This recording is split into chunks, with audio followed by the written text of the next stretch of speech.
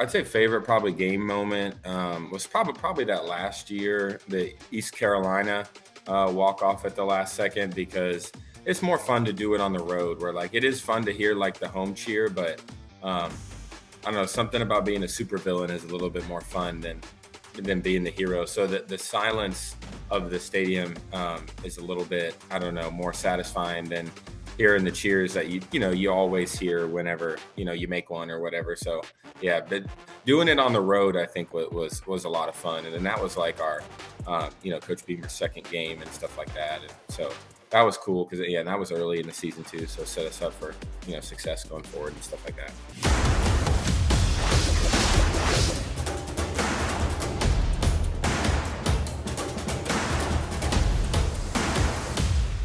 Welcome onto the sideline, everybody. Matt Dowell joined alongside Gamecock legend Parker White for this week's conversation.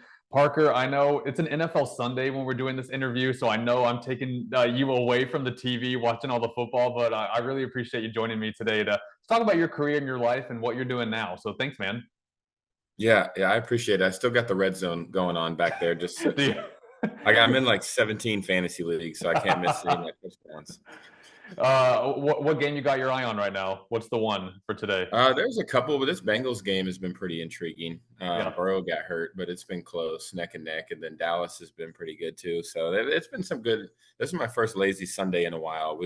High school, I'm out. We have a bye week, so I'm no meetings today. So I've been. This is the first day where I've done nothing in a long time, and it's pretty nice. Nice. So that the high school grind is underrated, I think.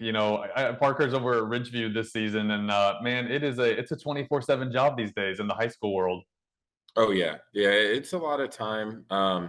It's a big time commitment, but we've got a lot of good kids and some really good athletes that are really fun to work with and stuff. So, and we've got a good squad this year. So, it's fun, yeah, getting out there and playing on Fridays and then still having your whole weekend, to yourself. So. We'll talk about Ridgeview here in just a second, but with these conversations, I kind of like to go from the beginning to the end. Tell the full story of someone's career, of their life, and everything. Obviously, you're a South Carolina guy. You grew up in Mount Pleasant. You went to Wando High School. For you, what was life growing up like in Wando? I know it's not that far away, but what was life like for you as an athlete, as a kid growing up in the Low Country?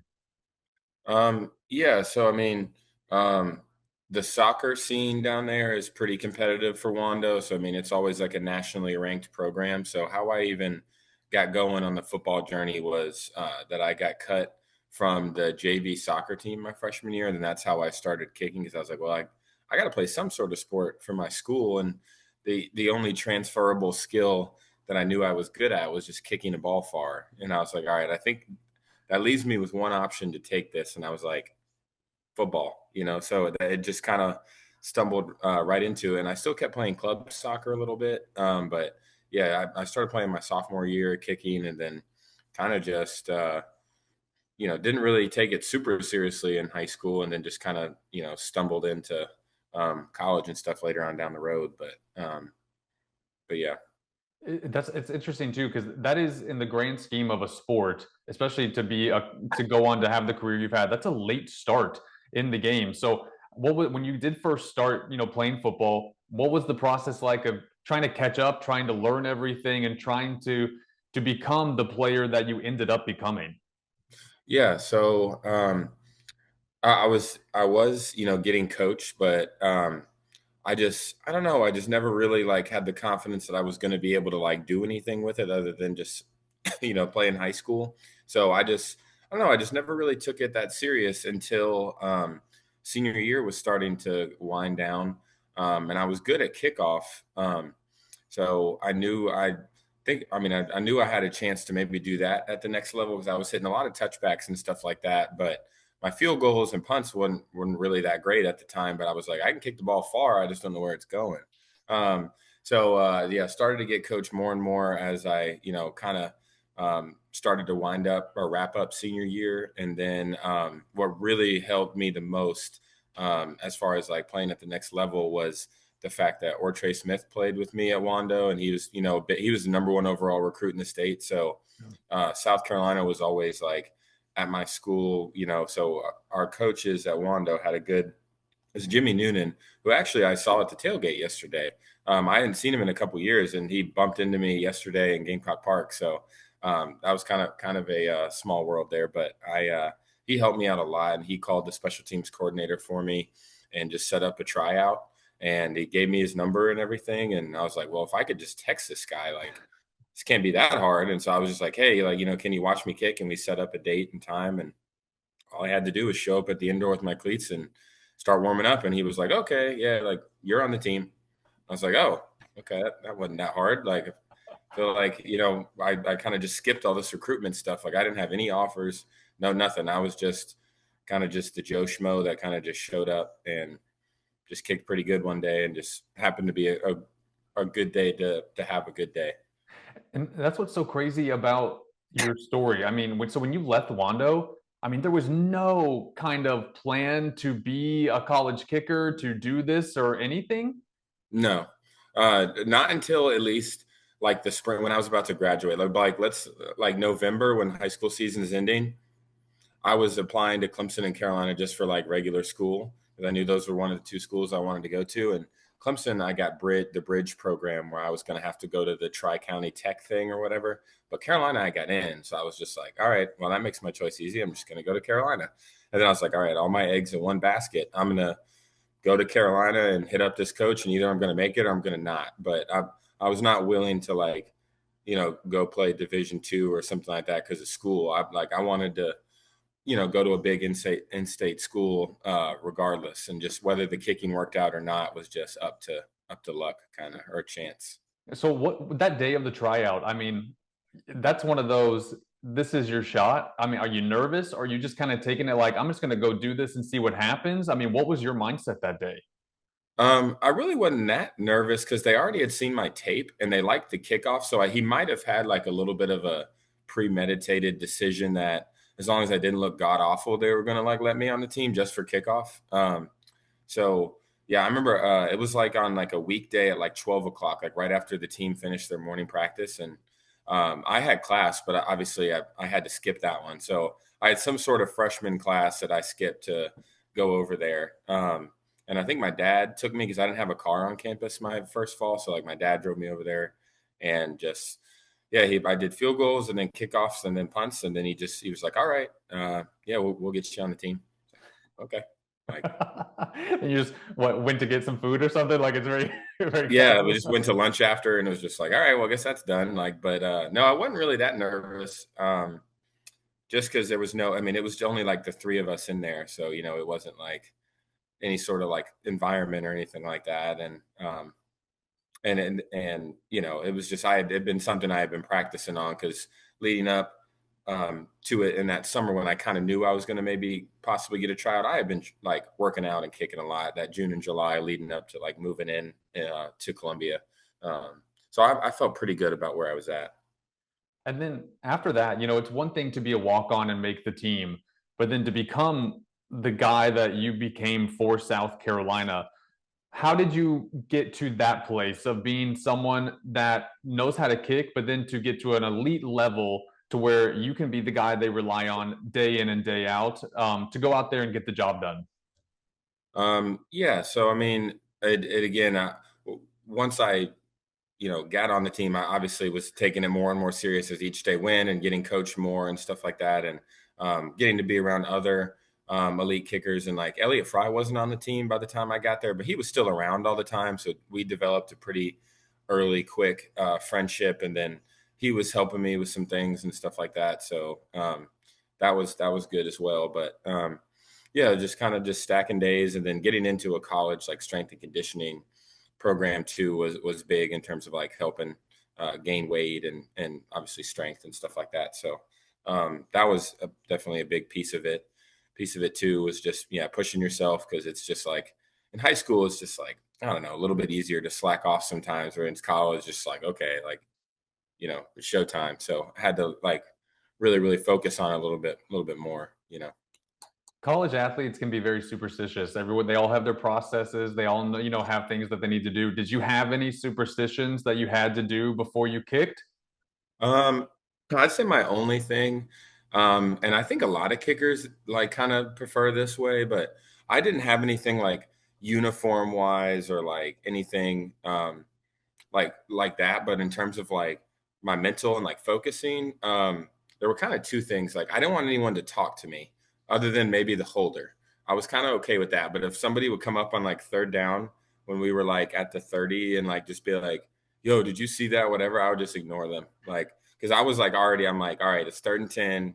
Chances are this could be incomplete. Like, so I was already starting to like, okay, my spot's going to be right here. I'm paying attention to the wind and I'm trying to concentrate on what I'm doing. And then the other thing was I didn't like to wear my helmet. So like I wouldn't really put my helmet on until like the last possible second too. Like I would be standing there without it until like right when we're dropping back on third down. I was like, all right, let's get ready. And then I wouldn't want to do that till like the last second for some reason. I just Was it like a feeling thing or? yeah, I don't know. It adds, it's probably, I don't know, close to 10 pounds maybe. So it just adds weight. And I'm just kind of like, I don't know. And two, and it like compresses your hair down too. And it just bugged me sometimes. So I don't know. I would only probably like if a game is 3.5 hours long, I'd only have the helmet on like on the field for like probably a grand total of like 3 or 4 minutes. I don't think I recognized that back when you were kicking. Yeah. That's funny. When you look at the record books for Gamecock football, your name is all over it in so many different ways. Do you have a record that you are proudest of? Um, no, not really.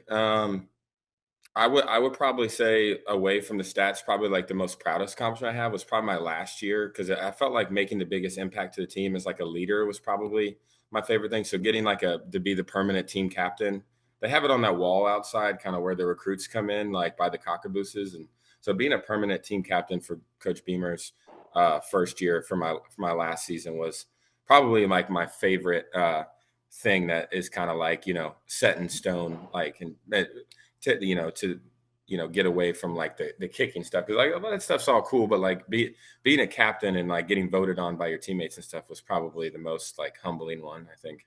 I was gonna say, outside of the press room at Williams-Brice Stadium, they have that long hallway that has all Yeah. the portraits of captains. Mhm. And I saw you, and that's actually what made me think like, "Hey, I wonder if Parker would want to come on the podcast."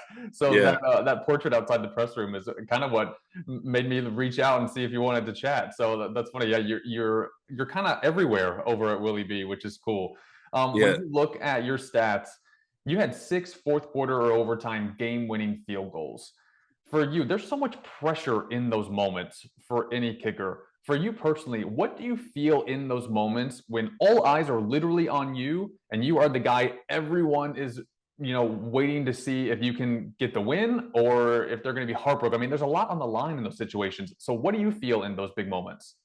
Yeah, I think there's kind of two things that go into it. I'd say first and foremost for like I think all the kicks honestly feel the same because like they're all worth either 1 point or 3 points. And in the grand scheme of things, like the final score is all that really matters, and whether you get them early or late, it's kind of all the same. So really they did deep down feel all about the same in terms of like it's the pressure and stuff like that. And then the idea behind or the driving force behind letting that happen was probably trying to make practice a little bit harder than the games to where you're, doing a six field goal like script where you're moving around and the coaches are yelling at you and stuff like that. And, and you got to kick, you got to make these six or, whatever it is, or if you're missing, like, they're going to be all over you and, yelling and stuff like that versus like in a game, if you miss one, they may just kind of just be like, all right, get the next one. Like they're nice about it. So when practice is harder, and it does make the game feel a little bit easier. And then the other thing, I think it just depends on the degree of difficulty for the kick too. Like honestly, a lot of the game winners weren't over like 40 or anything like that. So it was like, okay, this is like a 90 something percent, kick for me. So like chances are I'm going to make it. So you have some confidence like in that. It's like, it's not, you line up for a 57. I never had to do that with like the game on the line, really, I don't think. But like that would probably be a little bit different because you're like, okay, realistic here. Like this is going to be a tough one. So that's part of it too. But Are there mental gymnastics that go on as a kicker? Do you have to, do you have to do any exercises to stay calm in those tense moments? um, I'd say just breathing. Just in through your nose, out through your mouth. Just kind of trying to slow your heart rate down. So that's probably one of the bigger things is trying to just be relaxed. So Um, usually when you're nervous, your heart rate goes up. So we would do some things in practice where you're like sprinting right before you kick in order to like elevate your. There's no really way to create like nervousness when you're not actually nervous, but what it does, it does increase that heart rate. So trying to run right before would also increase your heart rate. So we would do some stuff like that to try to like simulate a feeling of like not maybe complete preparedness or something like that, just to see if you could do it. It's crazy. I mean, because just watching those moments, it can be tense for every football fan. So to be in those moments and to be able to deliver is so cool. I know I talked a lot about these game winners and the clutch moments, but do you have a personal just favorite memory in your career, a moment that stands out to you? Um, hmm. I would probably say, I'd say favorite probably game moment was probably that last year, the East Carolina walk off at the last second, because it's more fun to do it on the road, where like it is fun to hear like the home cheer, but um, I don't know, something about being a supervillain is a little bit more fun than being the hero. So the silence of the stadium is a little bit, I don't know, more satisfying than hearing the cheers that you always hear whenever you make one or whatever. So yeah, but doing it on the road, I think was a lot of fun, and then that was like our Coach Beamer's second game and stuff like that, and so that was cool because yeah, and that was early in the season too, so set us up for success going forward and stuff like that. Yeah, and in a new era too, with a new coach and everything. So that's cool to be the silencer on the road. After your career, after the NFL, after South Carolina, you hear a lot of athletes, at least I do when I talk to them, about they struggle to know what's next. Where do they go next? What's the next path? Because in the grand scheme of things, you guys are really young. Like even the guys who last 10, 15 years in the NFL are young guys in the grand scheme of life. So for you, how did you go about deciphering what was next for you in life? Yeah, so I mean, after college, trying to figure out what I wanted to do. At first, I mean, the mission was to keep kicking. And I gave that a go for about 2 years or so. Ish, yeah, about 2 years. Um, and it worked out for a little bit with Green Bay, and then they ultimately decided to go in another direction with that. But it was still fun, and getting to go to different workouts and stuff like that was really cool. Brandon Aubrey just made like a 65 yarder to go to overtime. Just kicker moment. Or it might have been 64. I'm watching it over here. I just had to pause, and Brandon Aubrey is insane. But Yeah, he is. He's that's awesome. why I'm not playing still.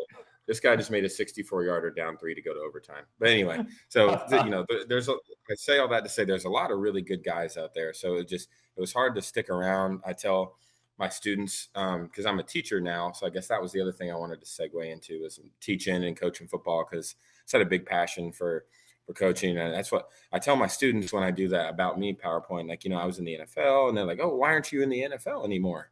I'm like, "Well, you know what NFL stands for, right?" And what do they all say? National Football League. And I go, "Nope, stands for not for long." So like most guys, you're only around for a little bit. So I was hung around for a little bit, but it's a good lesson for you guys. Sometimes you just get replaced by somebody, and you got to find a new job or whatever. And it is what it is. So, um, but yeah, I was still happy with it to be able to at least be there for a short time and stuff, and getting to see other guys play like Kai and stuff like punting right now, and those kind of things are cool. So That's a good segue into the last part of this conversation because I did want to talk about Ridgeview, and I know a great team that you guys have over there this year. First of all, with the teaching aspect, are you teaching at Ridgeview? yeah, teaching average you and then coaching there as well. So I knew after playing, I was like, all right, my wife had been working the whole time while I was trying to play, helping us make ends meet. And then I was also working like I was doing like, 10 different jobs where like I was trying to kick, where I was doing DoorDash, I was doing um, like flipping things on Facebook Marketplace. I was coaching kickers. I worked for a moving company for a little bit. I was like doing all this different stuff just to make a couple bucks, but none of those really had the commit. They all had flexible schedules, which is what I needed to be able to make sure I could kick and work out and stuff like that, and then also be able to like get on a flight and go somewhere quickly if I needed to.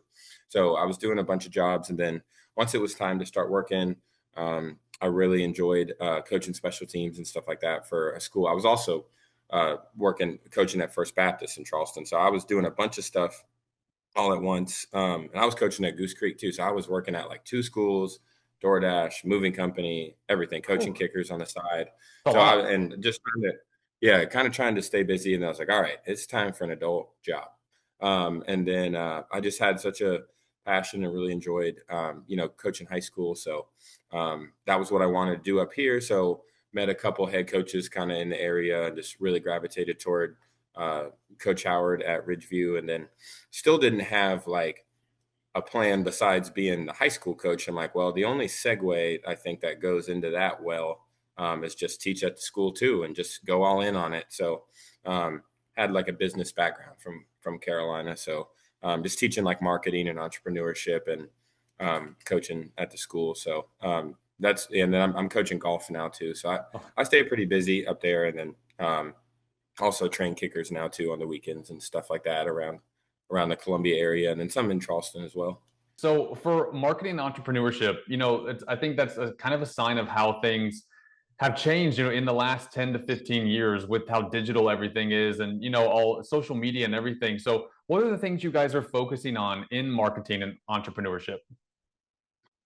Yeah, so I mean, we try to do a lot of like group projects and stuff like that. That is realistic skills that you'd use in the workforce. Like they present multiple times, like present projects throughout the semester, drawing, hands-on things, trying to get them like talking to each other and working together in groups is probably one of the main things. And there are days where they take notes and they do some quizzes and stuff like that too on just like vocabulary and some things like that. But it's not like an EOC class; it's an elective, so we have some flexibility to kind of do some different things. But yeah, they come up with like the final project will end up being like a food truck thing where they create a food truck and make a menu and all kind of stuff like that. So just gives them like a something else to think about in terms of the workforce. Just because like as great as geometry or history is, like chances are, I think the numbers would say you'd probably use skills from my class in terms of working together more than like knowing how to calculate the length of a hypotenuse or something,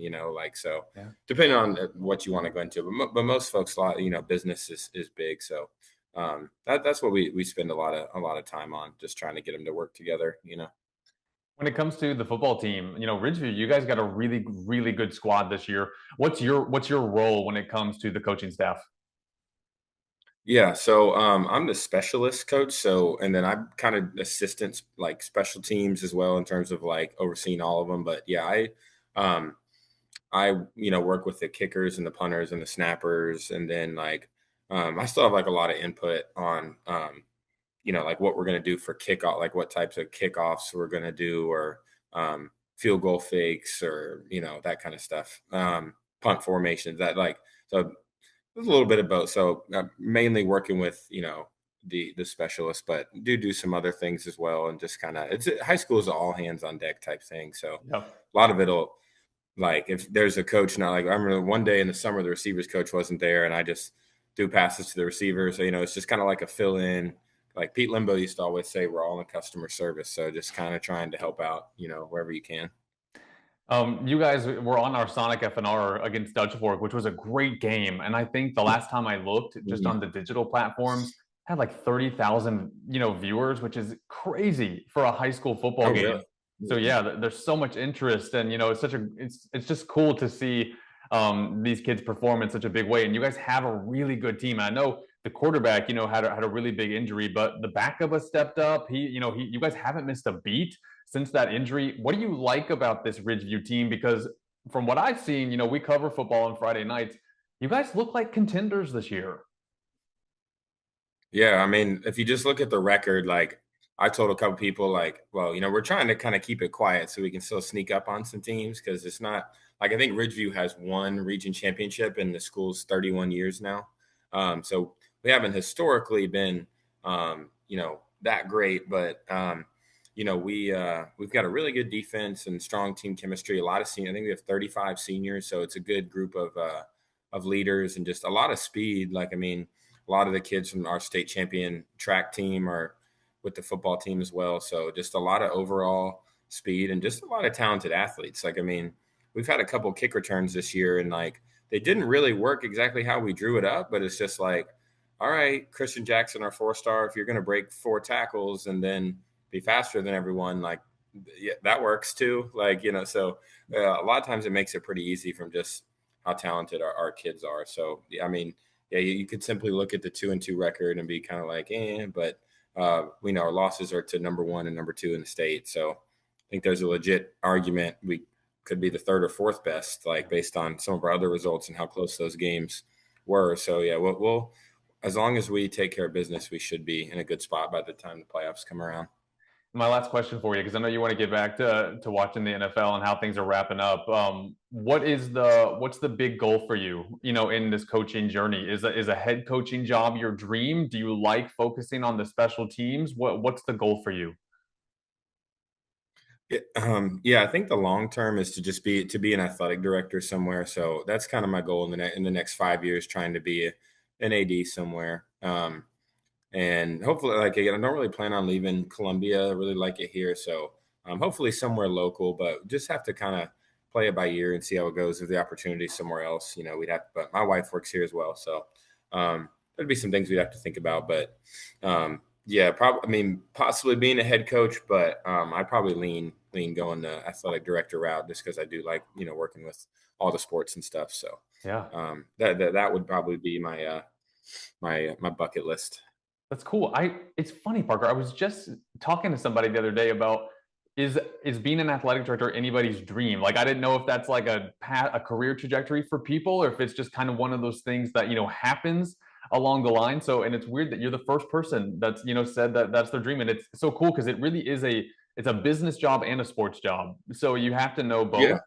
And that's what's so Hmm. cool. So I wasn't expecting you to say that. And that's really, really cool that's Yeah. the goal and that'd be awesome to see Yeah, you I do think that. that would I think that would be something that would suit me pretty well. Something I'd really enjoy. Our AD at Ridgeview, Brian Rosefield's real good. He's So awesome. I love try to Brian. spend as much time as I can around him and stuff like that. And he's great. And now you got to put a lot of time in to get to where he's at. So, but I'm coaching 2 sports right now, and um, I've had a bunch of basketball players in my classes, so I'm around. I try to be involved and around different things as much as I can. So just trying to learn, and just kind of pick up a couple, tidbits, pieces of knowledge that I can, eventually take with me somewhere. That's awesome. Yeah, Brian's a good one to learn from. And hey, Ridgeview basketball is no joke either. Those guys know how to win some trophies. So they Yeah, win a lot. yeah, they got a dynasty going for sure. Well, Parker, you're a Gamecock legend, man, and I really, really appreciate you taking the time on an NFL Sunday, especially to chat your career with me and how everything's going on at Ridgeview. We're following the Blazers, how you guys are doing. Off to a good start. Looking forward to seeing how the rest of the season goes. But I always tell everyone who takes time out of their days to talk to me on this podcast and for our shows that I'm always very honored when people say yes. I always appreciate your time because I don't like wasting people's time. And so I'm Hmm. really thankful you said yes. And I hope everyone enjoys listening to this and gets to know and getting to know you a little bit better and, your journey and what you're doing in the coming years. So I just really appreciate you taking time to chat with me. Yeah, yeah. Thanks for having me on, and thanks for the honest, good questions and stuff like that as well. So I enjoyed it. Thanks, Parker. If you ever need anything, give us a shout. We're over at Ridgeview a lot. I'm blowing up Brian's phone all the time, asking for asking to come over there and talk to people. So hopefully we'll see you around on Friday nights going forward. Yeah, absolutely. We definitely will. Have a good one, man. Thank you so much. Cool. Thanks, Matt. Have a good Sunday.